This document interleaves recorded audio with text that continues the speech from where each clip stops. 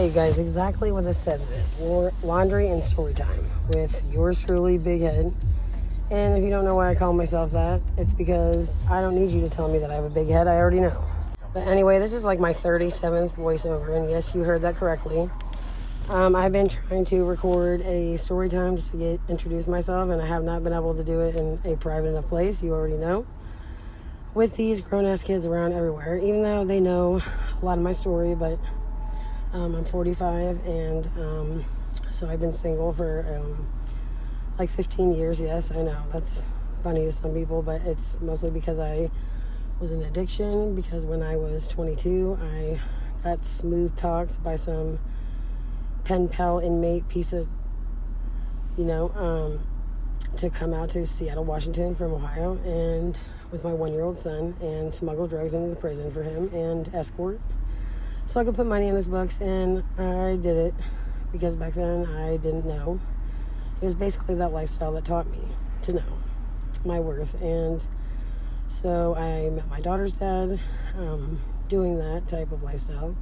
And I can tell you from personal experience, if you look up on YouTube Aurora Avenue in Seattle, Washington, your girl was there in 2002, 2003. No lie, that's how I wound up on drugs. We were seeing like Alaskan fishermen and rich guys in condos and yachts, and at this place that used to rent rooms by the hour with a hot tub and a sauna called Tubs. Yes, so I answered phones for an escort service, basically a pimp. Your girl was a renegade, which is technically against the game. It's a girl without a pimp. Look up Aurora Avenue, Washington. I was out there. But most of the pimps didn't bother me because I drove the girls around. 90% of the girls were underage, under 18. They were not the bottom B. They were actually like under the bottom B, the bottom beach, okay? And they were the busiest girls of the night. Like the ones that were underage were the busiest. We stood on the corner, we took escort calls, we ran our own ads. I hung out with all girls that had pimps, but that was how I got on drugs. Most of them were never allowed to spend their money on drugs. They gave all their money to their pimp. I was smuggling drugs into the prison for this guy, and eventually I got smart and I left him and quit putting money in his books. And your girl has been free from that ever since. All right, this video is getting ready to wrap up here in just a second. But I wanted you all to, get a little story time while I was loading up my GE Profile washer and dryer.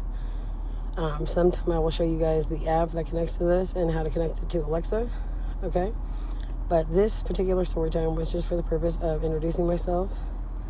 I'm a mother of 3 2 adults and 1 almost adult. And then I will be free, you guys. I got my tubes tied when I was 28, and I'm 45 now, so my last one is 16.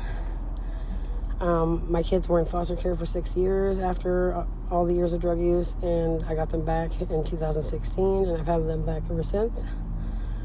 They went through a lot of trauma and stuff because of that, and I went through treatment and learned a lot about trauma and stuff like that. So anyways, I just wanted to introduce myself. I will come back with another video here soon.